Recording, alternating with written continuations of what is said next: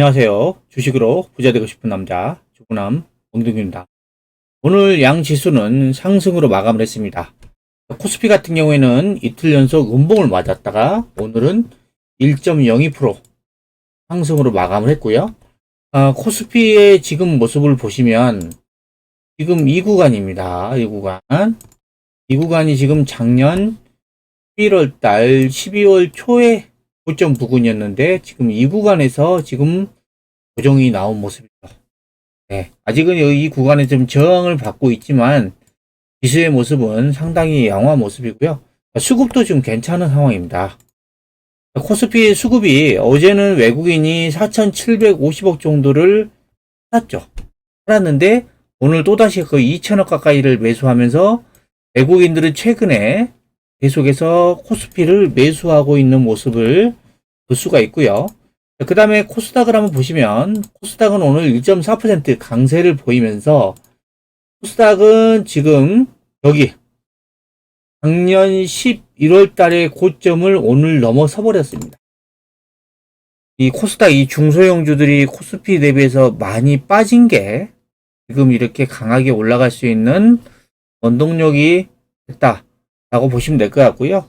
코스피보다 지금 많이 빠졌던 상황이기 때문에 좀 올라올 때 좀 더 지금은 조금 중소형주들이 좀 세게 올라오고 있다라고 보시면 될 것 같고, 그 다음에 이제 다음 주 이제 옵션 만기일도 예상돼 있기 때문에 지금 지수가 좀 강하게 올라가기는 어렵고요.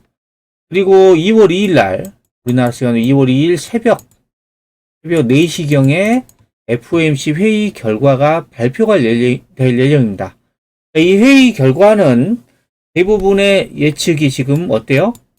0.25% 베이비 스텝이 진행될 것이다 라고 예측을 하고 있는데요. 자, 오늘 지금 9시 25분 기사를 보시면 속보라 그래가지고요. FOMC의 금리 인상을 이제 중단을 해야 된다. 그러면서 제롬 파월 연준 의장을 지금 압박을 하고 있다.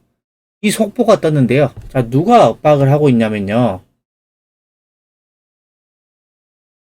자, 존 히켄루퍼 민주당 상원 의원이 압박을 하고 있고, 그 다음에 또 이제 민주당의 그런 의원들이 지금 파월 연준 의장에게 소환을 보내면서 금리 인상을 이제 중단해야 된다. 라고 압박을 하고 있습니다. 지금 미국 의회도 이 금리 인상 때문에 지금 문제가 발생하기 때문에 더 이상은 올리면 안 되다. 이렇게 계속 압박을 하고 있는 상황입니다. 왜냐하면 지금 인플레이션이 둔화되고 있다라는 거죠. 이 둔화되고 있는데도 계속 금리를 올려버리면 경기가 완전히 안 좋을 수 있고, 그로 인해서 이런 그 개인들, 기업들 모두 좀 어려운 상황이 지속될 수 있어서 지금 이런 인플레이션 둔화되고 있는 상황에서는 금리 인상을 이제 하면 안 된다 라고 계속 촉구를 하고 있고요. 이렇게 금리 인상을 하면 어떻게 돼요? 소기업이 운용 자금을 조달하는데 큰 비용이 듭니다. 왜? 이자 비용이 어마어마하기 때문에 쉽게 투자 못합니다. 대기업도 마찬가지죠. 쉽게 설비 투자하기 어렵습니다.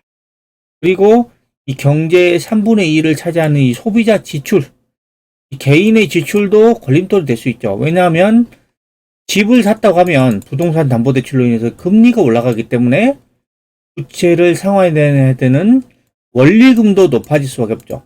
원리금이 높아지면 당연히 소비를 안 하겠죠. 이 금리 인상 때문에 여러 가지 문제가 발생해서 지금 민주당 이런 의회에서도 직접적으로 FOMC 의장인 지금 제롬 파월에게 지금 압박을 하고 있는 상황이다 라고 보시면 될 것 같고요. 자, 그리고 지금 이번에 기준금리는 0.25% 인상할 것이 거의 대세입니다. 금리 선물 시장에서 0.2% 인상할 가능성이 지금 99.8%로 0.5% 인상에 비해서 압도적으로 지금 높은 상황입니다. 거의 시장에서는 0.25% 인상을 거의 예견을 하는 모습인 것 같습니다. 자, 이렇게 FOMC 회의가 예정돼 있고, 그 다음에 이번 주에는 또 미국의 빅테크들이 이제 실적 발표가 예정돼 있습니다. 실적 발표. 2월 3일 날은 시총일이 애플, 그다음에 아마존, 그다음에 알파벳이 있는, 알파벳은 구글이죠. 이런 빅테크 기업들의 실적 발표가 예정돼 있어. 이 기업들의 실적 전망치에 따라서 주가의 흐름이 좀 바뀔 수도 있다. 그리고 이제 다음 주 옵션 만기일까지는 좀 시장에 변동성이 있는 모습이지만 우리나라 지수는 지금 매우 양호한 모습이다 라고 보시면 될 것 같고요. 그 다음에 이제 환율의 모습을 보시면요, 이 환율의 모습을 보시면 외국인들이 들어올 수밖에 없는 좋은 위치다 라고 보이는데요. 환율은 지금 원달러 환율은 작년 10월 달에 1444원 고점을 찍고 거의 이런 개별 테마주 급락하듯이 급락을 하고 있습니다. 환율이 고점 대비해서 지금 14%, 마이너스 14%가 빠졌는데, 이 구간에서 매수한 외국인 같은 경우에는 지금 한 차익만 무려 플러스 14%입니다. 이 외국인들이 운용하는 자금이 어마어마하죠. 예전에 듣기로는 펀드 매니저 한 명이 3천조를 운용한다는 얘기도 있고 엄청난 금액입니다. 이 금액들 중에서 지금 환차익으로 14%, 10% 넘게 이익을 보고 있는 상황이기 때문에 외국인들은 시장을 빠져나갈 그런 이유가 없는 거죠. 예, 일단 원화가 강세가 되다 보니까. 지금 여러 가지 상황이 지금 시장의 수급이 좀 괜찮아지는 모습들이 나오고 있다 라고 보시면 될 것 같고요. 그 다음에는 종목들의 흐름을 좀 보겠습니다. 자, 먼저 2차 전지의 대장 LG 에너지 솔루션입니다. LG 에너지 솔루션 최근에 2차 전지 종목들이 좀 강하게 좀 올라오고 있습니다. 이제 저 같은 경우는 이제 2차 전지라는 게 워낙에 성장성도 뛰어나고 실적도 여전히 좋은 모습인데, 지금 이렇게 고금리 상황 속에서 지금 투자를 많이 해야 되는 2차 전지 고팡으로 보면 이자 비용이 워낙에 크기 때문에 이런 지금 성장주들이 제가 봤을 때는 과거처럼 강하게 올라가기는 쉽지 않을 것이라고 저는 보고 있습니다. 물론 올라갈 수는 있는데 이전처럼 강하게 상승하기는 어렵다고 저는 보고 있고요. 그 다음에 삼성 SDI도 보시면 오늘 5%대 급등을 했어요. 삼성 SDI 같은 경우는 보면 지금 이 구간이 엄청난 매물대입니다. 이 구간 80만원 초중반입니다. 이 매물대를 돌파하고 넘어선 다음에 이 매물대에서 지지라고 다시 올라간다면은 새로운 시세가 형성이 되는데 지금은 이 매물대를 돌파하지 못하면 또 내려올 수 있습니다. 2021년 1월 달에 고점 찍고 그 다음에 2021년 8월 달에 여기서 좀 고점 찍고 강하게 못 넘고 그 다음에 작년 11월 달에 잠깐 고점까지 올라왔다가 또 내려갔죠. 그리고 이번에 또 올라간다면 이 구간인데 여기에서 올라가느냐 아니면 떨어지느냐 상황을 보고 지켜보셔야지. 지금은 뭐 2차 전지가 앞으로 계속해서 주도주가 된다. 이거는 앞으로 이 시세를 좀 더 지켜봐야 된다 라고 보고 있고요. 그리고 포스코 케미칼입니다. 포스코 케미칼도 지금 보시면 작년 11월 달에 고점을 넘어서지 못하고 음봉이 나왔죠. 이때 1월 26일 날 14%가 급등을 했는데 이 기사 때문에 그랬죠. 포스코 케미칼이 1월 30일 날 1월 30일 날 나온 기사에 포스코 케미칼이 삼성 SDI에 무려 40조 원에 대한 양극재를 공급한다는 기사가 나왔습니다. 이 기사에 대한 기대감 때문에 지금 이날 막 그렇게 올라간 거예요. 1월 26일 날 14%가 급등을 한 거죠. 그리고 1월 30일 날 기사가 나왔을 때 1월 30일까지 상승하고 1월 31일 날 장중에 고점이 올라갔다가 음봉으로 맞고 내려왔죠. 자, 지금 기존에 이제 그 포스코 케미칼의 수주 현황을 보시면 예전에는 지금 그 음극재가 지금 9천억대, 양극재가 8조대, 그 다음에 또 양극재가 13조대로 지금 계약을 하고 자, 이번에 발표된 게 무려 40조입니다. 이전 거를 다 합쳐도 40조만큼 안 돼요. 약 40조. 이렇게 만약에 수주 규모가 나왔다라고 하면은 거의 제가 봤을 때는 2차전지가 강하다 그러면 이미 지금 이 고점을 돌파하고 올라가야 되는 상황인데 여기를 돌파를 못하고 또 밀려버렸습니다. 자, 이런 거를 보면 지금 2차전지 쪽이 과거만큼 강한 수급이 들어오고 있지 않다라고 저는 그렇게 봅니다. 그리고 지금 외국인들도 지금 매도를 계속하다가 최근에 잠깐 올랐고 기관들도 지금 10월 달부터 계속 팔고 있죠. 팔았다가 지금은 조금 옆으로 행보하고 있고. 자, 이런 수급의 상황, 이런 차트의 힘 같은 이런 상황을 봤을 때 저는 2차전지 쪽은 올라가긴 올라가겠지만 과거와 같은 강한 상승은 나오기 어렵다 라고 저는 보고 있고요. 그 다음에 셀트리온 오늘 좀 반등했는데 제약바이오는 아직도 지금 바닥권에서 헤매고 있습니다. 헤매고 있어요. 여기가 지금 바닥이다라고 생각하실 수 있는데 주가가 샀으면 올라가야죠. 한없이 기다릴 수는 없는 거잖아요. 그래서 지금 제약바이오는 때가 아니다 라고 보이는 거고, 자, 금융주 같은 경우는 상당히 괜찮습니다. 예, 금융주는 지금 최근에 강하게 올라갔다가 지금 눌림 구간 나왔고 지금 양호한 흐름을 좀 보여주고 있고, 그리고 포스코홀딩스도 상당히 괜찮아요.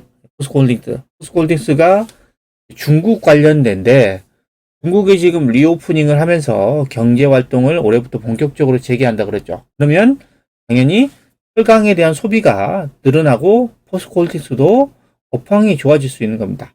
그래서 지금 포스코홀딩스의 지금 주가가 지금 양호한 모습을 보여주고 있는 거고요. 그리고 카카오 같은 경우에는 최근에 좀 반등 나왔지만 아직도 셀트리온처럼 지금 바닥에서 헤매고 있습니다.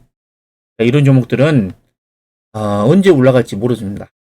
이런 종목들은 가지고 계속 기다리기가 쉽지 않은 종목이다. 지금은 이런 종목들보다는 좀 더 강한 종목을 여러분들이 좀 집중을 하셔야 되고요. 그리고 현대차 같은 경우에도 지금 잠깐 올랐다가 3일 연속 음봉이 나오면서 또 밀려버렸죠. 지금 이제 시장에서 강한 종목이 아니라는 겁니다. 그냥 낙폭과대 반등이었죠. 그리고 삼성전자 같은 경우에도 지금 이틀 연속 음봉이 크게 맞아버렸죠. 오늘 좀 상승을 하게 했지만 지금 3거래일 연속 음봉이 나온 상태죠. 삼성전자 같은 경우에도 지금 올해 이제 반도체 업황이 하반기에는 조금 괜찮을 것으로 예상이 되는데 아직은 실적 전망치가 그닥 좋지 않습니다. 때문에 지금은 바닥은 잡았다라고 할 수 있지만 여기서 강하게 치고 나가기는 저는 조금 확률상 좀 떨어지지 않나 라고 생각이 들고요. 그 다음에 아모텍. 아모텍은 제가 여러분들에게 MLCC 종목으로 가장 주목하셔야 될 종목이다라고 최근에 유튜브 영상에서 설명을 드렸죠. 자, 최근의 모습 어떠세요? 네, 저점을 높여가면서 계속 우상향을 하고 있죠. 우상향하고 있습니다. 그리고 수급도 기관들이 계속 사면서 수급도 상당히 좋아지고 있어요. 업황이 좋아진다 그랬죠, MLCC. 그리고 이 아모텍의 실적 봐볼까요? 계속 올라갈 수밖에 없어요. 작년에만 하더라도 영업이익이 60억 적자였습니다. 2021년도에는 237억 적자, 2020년도에는 49억 적자. 자, 보시면 최근 3년간 MLCC 업황이 안 좋았어요. 적자였습니다. 근데 올해부터는 본격적으로 턴 어라운드가 예상이 된다는 거죠. 자, 올해는 지금 예상 영업이익이 235억을 예상하고 235억보다 높았던 시절은 2017년도 이때 MLCC 업황이 좋아질 때인데 2017년도 이때 이후로 지금 6년 만에 지금 200억이 넘어서는 영업이익이 지금 올해 예상이 되고 있어요. 엄청난 지금 턴 어라운드가 예상이 되고 있고 내년에도 지금 영업이익이 지금 468억으로 2017년을 넘어설 것으로 예상이 되고 있습니다. 올해부터 본격적으로 영업이익이 급증을 한다 라고 보시면 되고, 그러니까 지금 주가가 계속해서 지금 올라가고 있는 겁니다. 이런 종목들은 지금 제가 말씀드렸던 구간에서 매수를 하셨다라면 지금 아마 10% 넘게 수익이 나셨을 텐데, 이런 종목들은 수익을 계속해서 예, 확대를 하셔야 되지. 조금 올랐으니까 이제 매도를 해야 된다? 입니다. 이렇게 우상향하는 종목들은 수익을 잘라 먹으시면 안 됩니다. 절대 단타하시면 안 돼요. 실적 전망치 보여드렸잖아요. 앞으로도 제가 봤을 때는 꾸준히 우상향 가능성이 높은 종목이다 라고 보고 있고요. 이 아모텍의 지금 뉴스를 보시면 1월 3일날 나온 건데, 아모텍의 지금 MLCC 매출이 증가가 올해부터 본격화될 것이다 라고 기대를 하고 있고요. MLCC가 지금 올해 이후 지금 강력한 성장 동력이다 하는 거고, 매출액 같은 경우에는 매년 2배 가까운 증가가 예상이 되고 있습니다. 2배입니다. 매출액이 2배. 그리고 이 중국의 전기차 비중이 가장 높은 전망. 작년 12월 달에 중국의 전기차 1위, 비아디죠, 비아디. 비아디에 MLCC를 공급한다라는 기사가 나왔습니다. 이 비아디가 지금 전 세계 전기차 시장의 2위입니다. 테슬라 이외 2위예요. 앞으로 중국의 전기차 시장은 계속해서 커지겠죠. 이 중국 전기차 비중이 높은데 중국의 전기차 시장이 계속 커져요.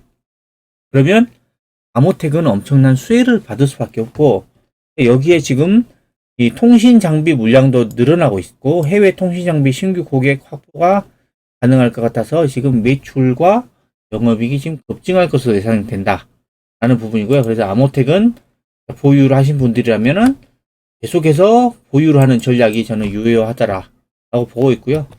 그 다음에 GKL 카지노 관련주, 여전히 잘 가고 있습니다. 조정도 없이 계속해서 올라가고 있어요. 기관도 사고 있죠. 외국인도 사고 있죠. 계속해서 땅끌이 매수를 하고 있습니다.